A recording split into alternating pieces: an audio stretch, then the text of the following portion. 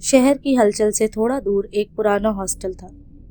जर्जर दीवारें, सीढ़ियां जो हर कदम पर कराहती थी और खिड़कियां जिनके पीछे मोटे धूल भरे पर्दे हमेशा सरकते रहते थे, जैसे अंदर कुछ छुपा हो। बाहर से शांत लगने वाला हॉस्टल मानो अंदर कई राज छुपाए बैठा हो। जो लोग वहां रहते थे वो जानते थे कि हॉस्टल में एक कोना ऐसा भी है जहां सन्नाटा भी चीखता है। कमरा नंबर 313। वो कमरा सालों से बंद पड़ा था, किसी ने उसे खोला तक नहीं था और जो जानता था वो तो उसके पास भी नहीं भटकता था।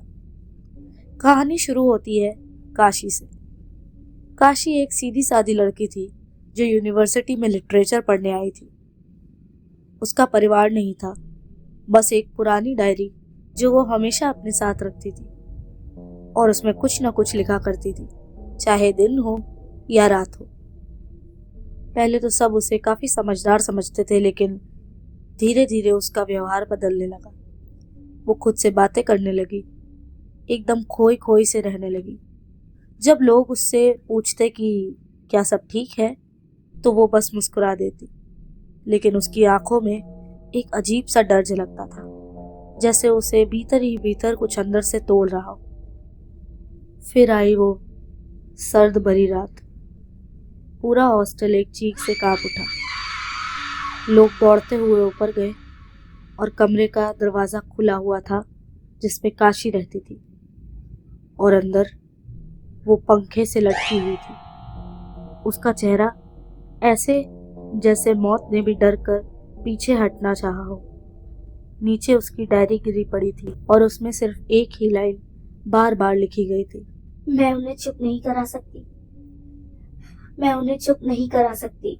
उसके बाद से 313 को हमेशा के लिए ताला लगा दिया गया, लेकिन ताले आवाजों को तो नहीं रोक सकता था।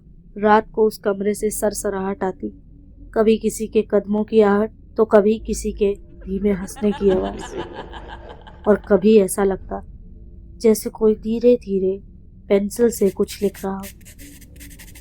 सालों बाद एक नया हॉस्टल का मैनेजर आया। उसे इन बातों में कोई दिलचस्पी नहीं थी, और जब कमरों की कमी पड़ी तो उसने 313 को फिर से खोलना सही समझा। उसी रात नितिन नाम का एक लड़का हॉस्टल में आया। इंजीनियरिंग का स्टूडेंट था। जगह थी नहीं तो उसे वही कमरा दिया गया।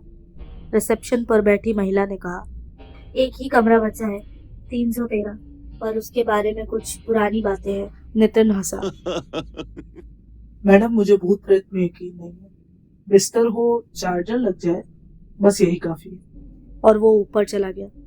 कमरा बिल्कुल साफ था, लेकिन हवा में एक अजीब सी ठंडक थी, जैसे किसी ने सांस रोक रखी हो। बाथरूम का शीशा बिना वजह धुंधला था, जैसे कोई अभी अभी वहां से गया हो।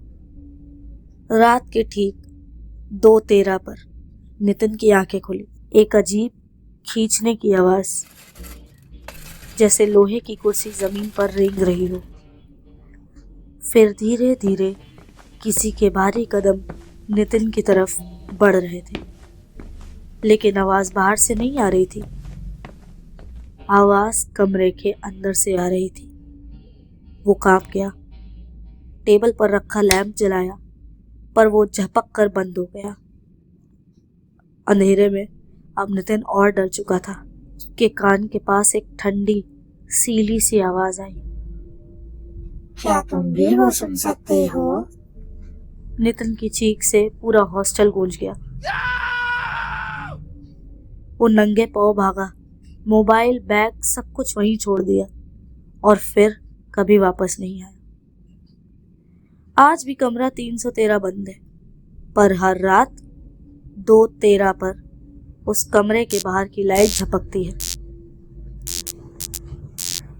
जैसे कोई अभी भी वहां हो और लिख रहा हो धीरे धीरे, शायद वही लाइन, मैं उन्हें चुप नहीं करा सकती। मैं आशा करती हूँ कि आपको हमारी ये कहानी पसंद आई होगी, और अगर पसंद आई है तो प्लीज़ मेरे चैनल को सब्सक्राइब करें, मेरे वीडियो को लाइक करें और इससे जितना हो सके अपने दोस्तों के साथ शेयर करें। इस पर कमेंट करना बिल्कुल मत भूलिएगा और मुझे बताइए कि आप और क्या सुनना चाहते हैं। मिलते हैं अगली कहानी के साथ, तब तक के लिए अलविदा।